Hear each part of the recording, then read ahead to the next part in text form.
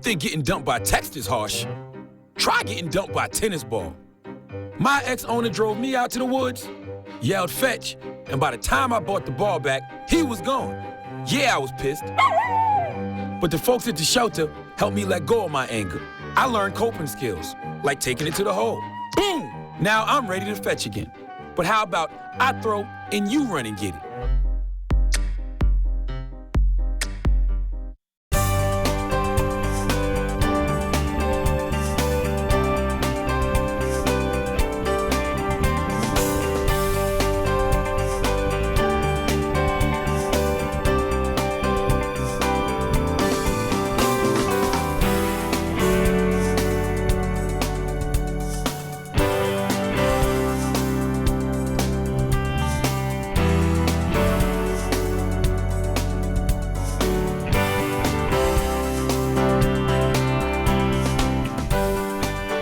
Thanks for tuning in to TV20's Weekly News Wrap-Up. I'm Leah Haslage.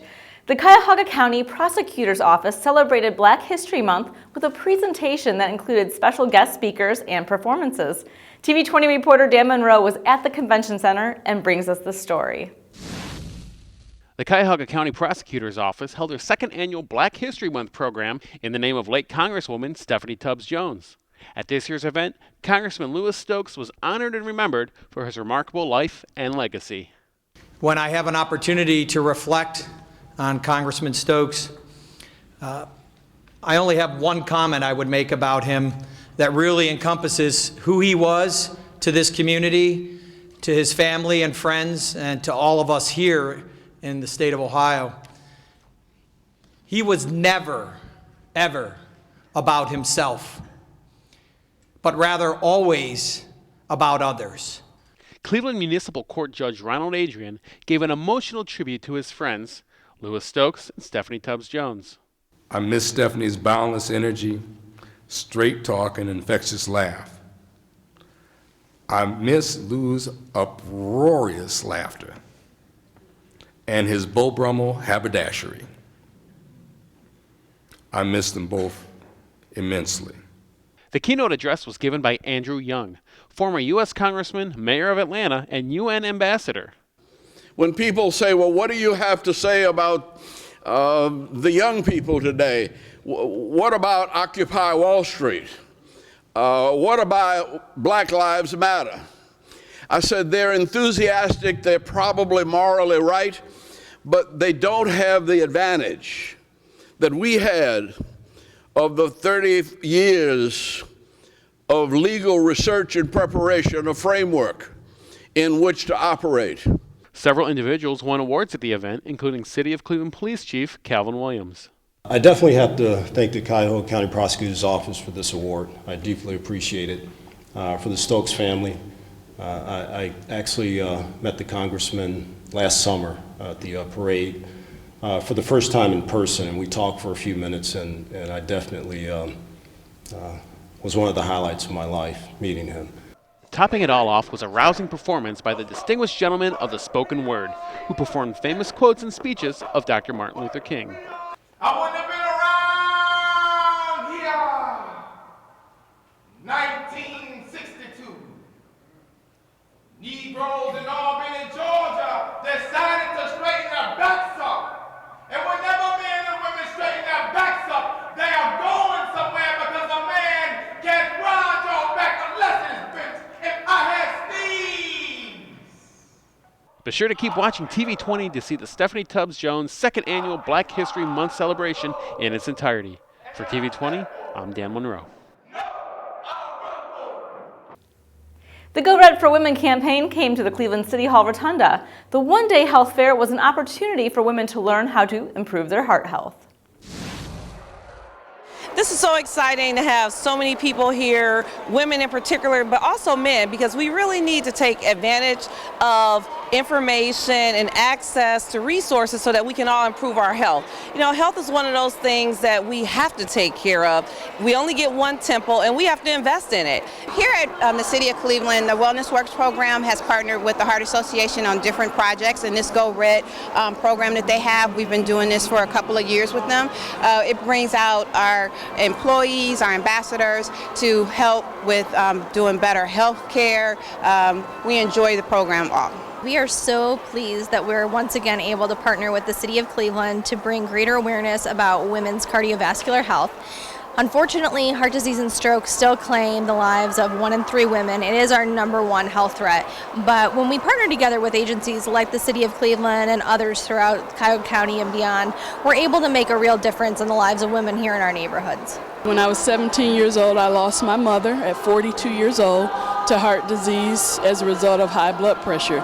So it's events like this where we come to learn about how to get in better health, how to maintain our health, and how to reduce the likelihood of high blood pressure and heart disease. So it's a momentous occasion for the women of Cleveland. The 3 women representing Cleveland City Council came out to show their support for Go Red. I think the Go Women's campaign is really great because what it does is it educates women. What we're doing now is we're taking this out and we're making it, very public that women have got to start understanding that it is not only men that are susceptible to heart and cardiovascular disease, but women can get it too, and that we have learned now how to cook.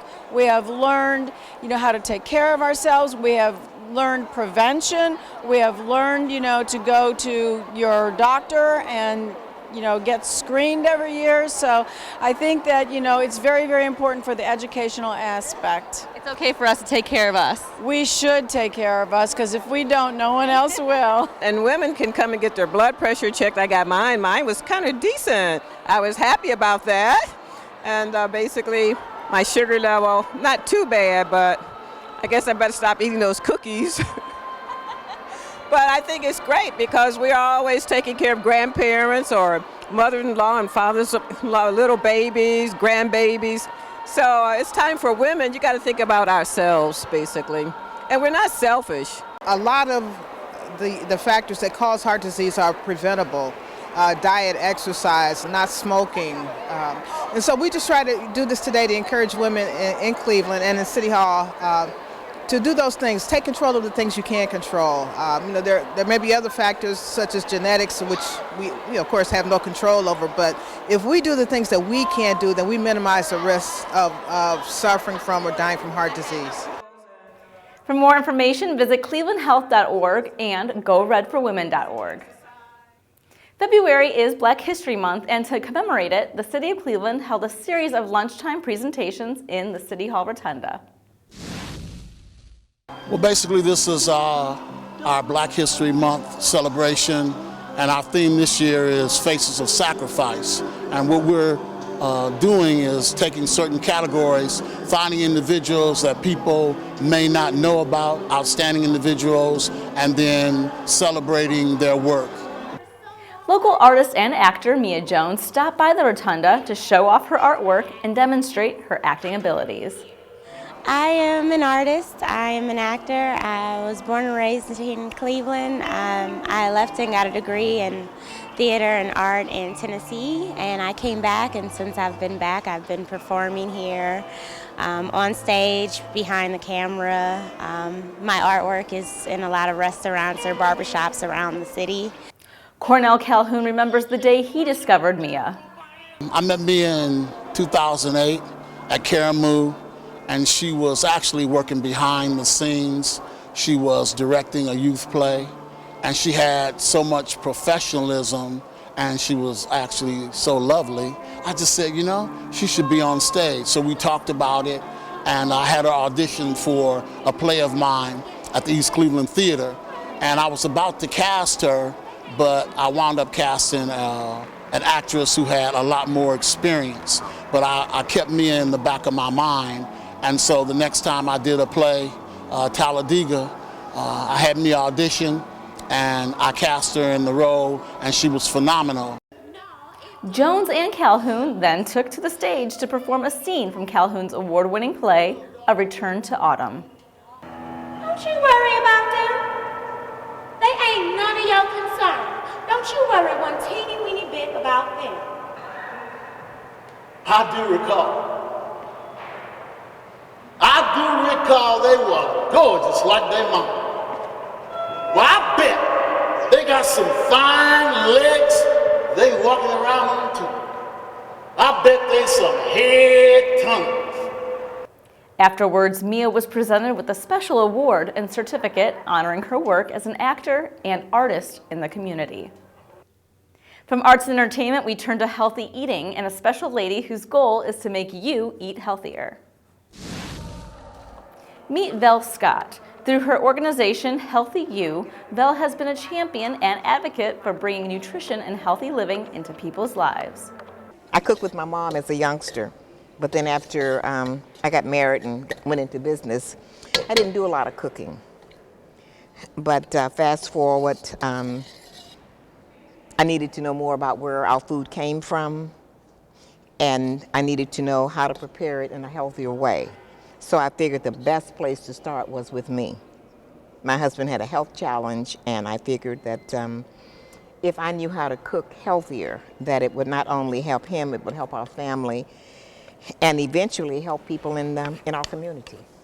As a part of the City of Cleveland's celebration for Black History Month, Scott did a special cooking demonstration right in the rotunda. Scott says her cooking is inspired by a 6-week trip to Africa with her husband to see how they prepare their food. But one of the common threads that I saw that ran through the places that we visited was vibrant food. I saw peppers and mangoes and tomatoes. I saw greens of all kinds. And I saw people happy. I saw families together. I saw families eating together. We were invited to many homes, and there were like 3 or 4 generations in the family. The grandmother was there, the great-grandmother was there, and everybody participated. After the presentation, attendees were able to sample Scott's delicious dish, cabbage pepper stir fry served with black beans. For more information on Vel Scott, be sure to visit her Facebook page by looking for Vel Scott's Healthy You. Residents from the Collinwood neighborhood came together to enjoy great food from local restaurants and to recognize those in the community that have made an impact. Well, this is the 7th annual Taste the Neighborhood event that we've been doing right here at the Lith Hall on East 185th Street, where we've been providing awards to the neighborhood and making sure that normal grassroots people get to a moment of recognition here in the community. And it's a way we can spotlight all the neighborhood restaurants, the businesses that sell food, and it's also a way to get people together. You know, we rub elbows, we meet old friends and new friends, and it's just a wonderful opportunity, and it's also a fundraiser for Northeast Shores Development Corporation. Well, what it really inspired is that we have so many people in the Collinwood community that are so very excited about helping out and really giving of their time and their treasure and their talent to the community, and we really want to make sure that we recognize that at least once per year. And we also have a fantastic food scene in the neighborhood, so a better way to do that than allow everybody to sample food from all the local eateries. At the same time, we can congratulate some of our greatest volunteers and greatest organizations in the neighborhood to really make sure we can all celebrate, you know, on a cold, blustery night, just a few days after Valentine's Day, about how much we love Collinwood. How does it feel to get into the Collinwood Hall of Fame this evening? I mean, I'm so excited. I mean, Hall of Fame, that means my name gets to be on that plaque in the office, so I'm excited about that. How long have you been a resident of Collinwood? I've been a resident of Collinwood for over 20 years. What is it about the community that has made you want to be so involved? I think this is one of the most vibrant and most diverse, wonderful communities in Cleveland. I think it's incredibly underrated. I kind of like that it's a little underrated. The people. And just the passion that the people have for the community. I used to work for Northeast Shores, and so before I worked for Northeast Shores, you know, it was just, I just love the community because of its accessibility, and I mean, I live, work, and go to church in the community, right? But after I worked for Northeast Shores and I got to meet people, then I just like fell in love with it all over again, so yeah, it's a cool place to live. Now, what do you think is the best part of an event like this every year? You know, just seeing everybody together in one place, because you see people all the time. You see them, you know, at the bars and the restaurants and at the beachland, but you don't often see all of the merchants and, you know, all of the business owners together in one place. And a lot of these folks are people that we've helped. We've helped build their business. We've helped them get capital infused into their businesses. We've sold them their houses. So it's really nice to see everybody come out and get together. It really is what Cleveland's about, and I tell people all the time, this is the real Collinwood. food. Food, food, food, the real Collinwood. And it's nice to see such great camaraderie with the members of the community here. Oh, it is. You know, this is a great ethnically and racially diverse community. We're very proud of that fact. There's very few neighborhoods like this in the city of Cleveland where you have this ethnic and racial mix here. So it's something we want to promote, and we have that eclectic mix of restaurants here as well. So again, to all your viewers on Channel 20, come to the neighborhood, visit our restaurants, partake of the great menus they have, and you're going to say, wow, why didn't I ever come out here before? So again, we're glad to have everybody visit us. If you happen to notice the red, white, and blue theme to the event, it's not because it's election year. It's to promote their new Ballot Box Project, where starting March 4th, the residents of Collinwood can vote on how $120,000 in art project investments will be utilized.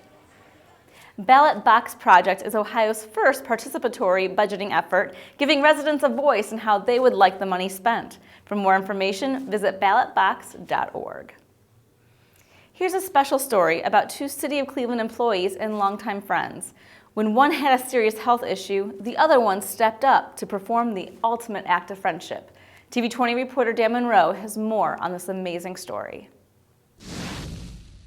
This is a story of two men, Tim Regenberg and John Zendrowski.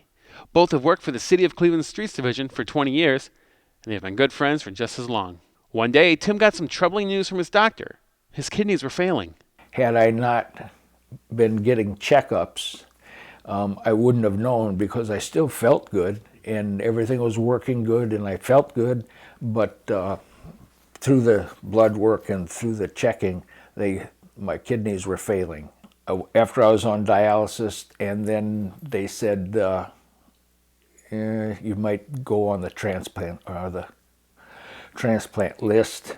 Anyone going through serious medical issues needs a strong support system, and Tim had his with his wife, Ann. My wife was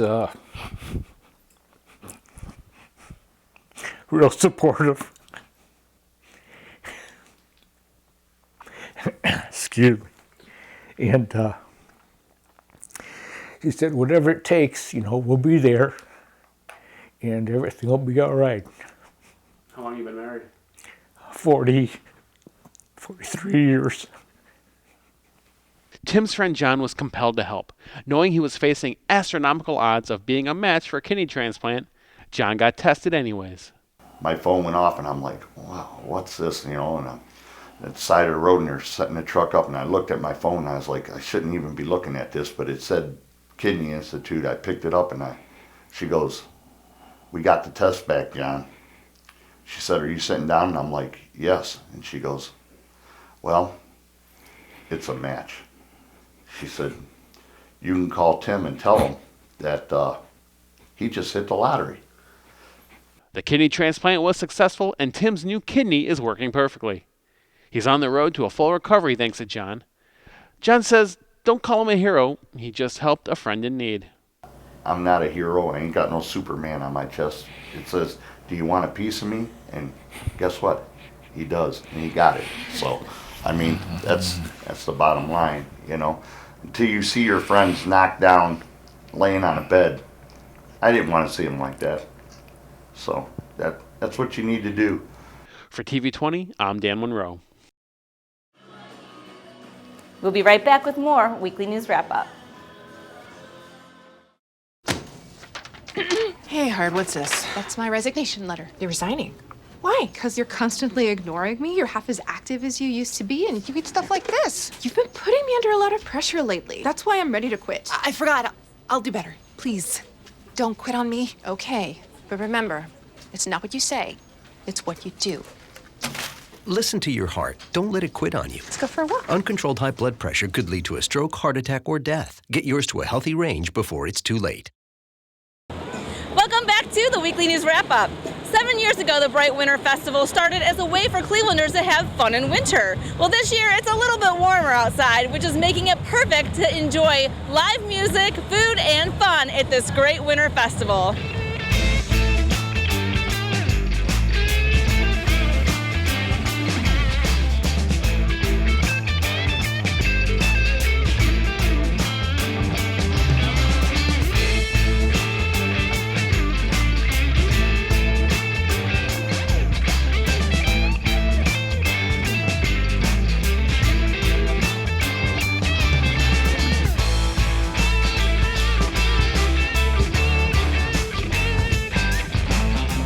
Bright Winter moved back to the Flats, and we were thrilled to be here.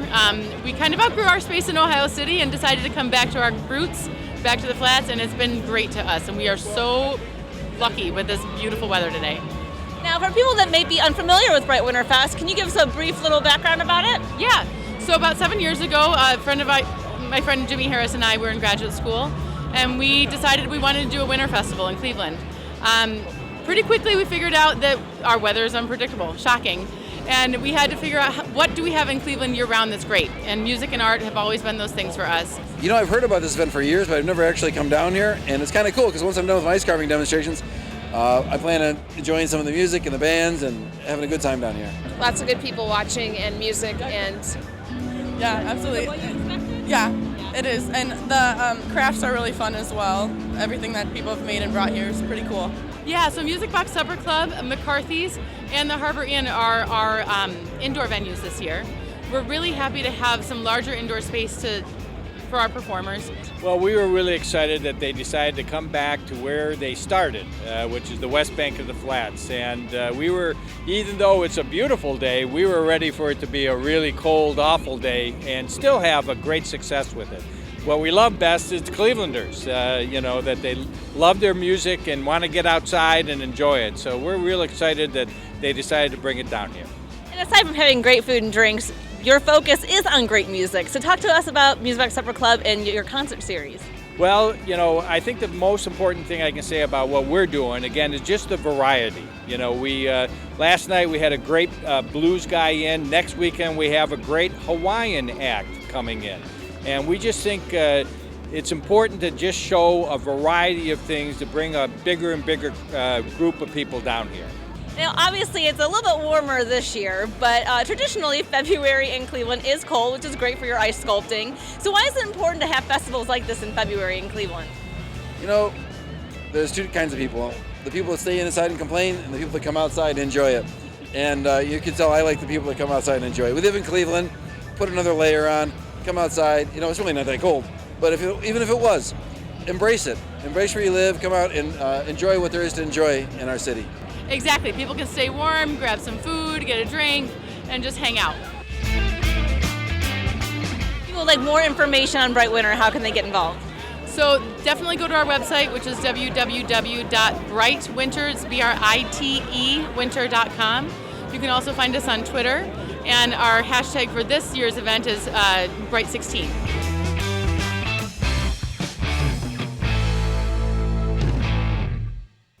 Nearly 1,800 of the best junior and cadet fencers in the nation competed at the Junior Olympic Fencing Championship at the Cleveland Convention Center. Reporter Christian Patterson gives us a closer look at this very interesting sport. Fencing is one of the only 4 sports to be included in every modern Olympic Games, since the first in 1896. Fencing was also a sport in the original Olympic Games in ancient Greece. So we have a long relationship with the Cleveland Sports Commission and also now with the Convention Center. And that partnership means that we try to get them on a regular rotation with us. We do these events every month, each year, all around the United States. So we awarded the Junior Olympics to them. And we've also awarded the March 2017 Youth North American Cup to Cleveland as well. And the Cleveland community was thrilled to be hosting such a prestigious event.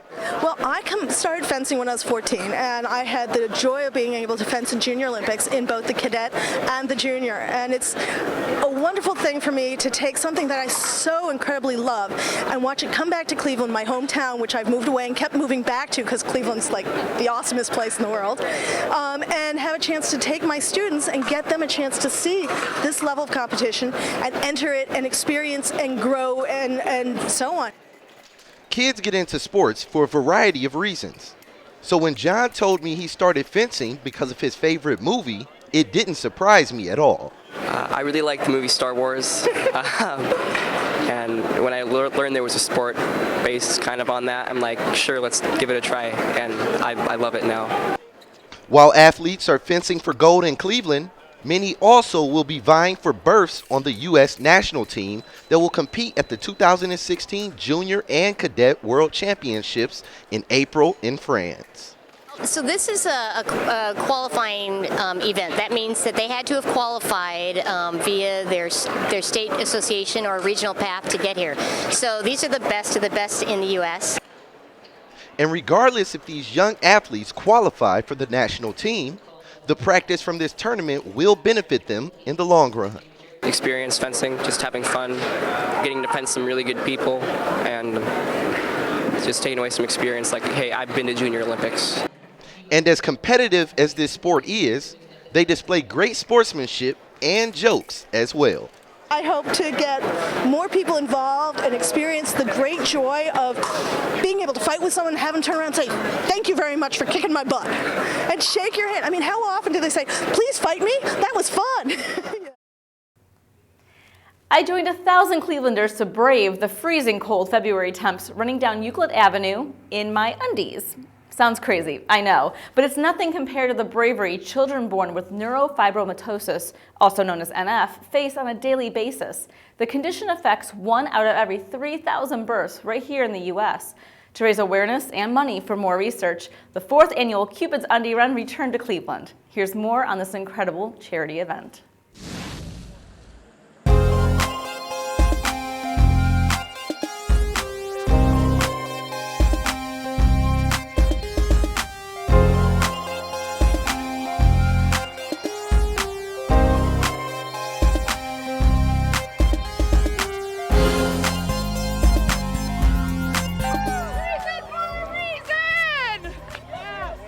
So we're super excited to be downtown. The last 3 years of the run, it's been in Tremont, as you know. This year we brought it downtown to House of Blues, whole new setting. We're partying indoors so everyone can stay warm, and then we'll go outside in these single-digit temperatures, and we'll do our run and then come back in and finish up the party inside. So there's just a whole new vibe here at House of Blues, and we're so excited to be here.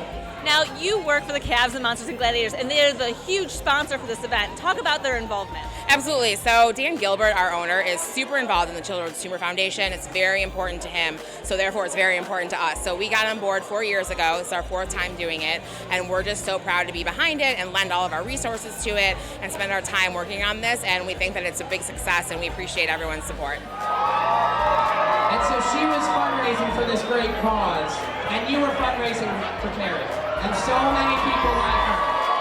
So many people like her. Norm, aka Cupid, what made you want to come out for the Cupids Run today? I mean, this is just a great cause, and so what better way to support it than come down here, have some fun, raise money for a great charity, and then meet a lot of new people. I think it's fantastic. I've been here every single year, so I think it's the best. Oh, you are a 4-time veteran. Yeah, yeah, right, yes. And how did you first get involved then when it first came to Cleveland? I don't know. I don't know if it was on Facebook or social media. Somehow I found out about it. I've got a great group of friends who are all about the same cause, and we just come down here every single year. It's great. Oh, it's freezing cold, but it's for such a good cause. Like, I can't imagine doing anything better. What made you want to come out for Cupids Run this year? This is actually my 4th year doing it, so I'm kind of a veteran. And it's just a really good cause. Like, everybody's so cool. Like, it's such a good charity. And it's just such a good time. I've loved it every single year. It's a great event. It puts something back into the city. It's a positive aspect of the city, and I can't wait till next year. So year after year, it's gotten bigger, as it has across the country. When it started in 2010, there was 1 city, and now there's 39 cities, including 2 internationally. So it's grown by leaps and bounds, and we expect it to just keep growing. Now, if people want to get involved in the future, how can they find out more information? So you can always go to cupidsunderrun.com/Cleveland, and you'll find out all the info, or follow us on social media at Cupid Run Cle. Thanks for watching TV20's Weekly News Wrap-Up. I'm Leah Hasledge. Now stay tuned for reporter Christian Patterson with the Inside Sports Report.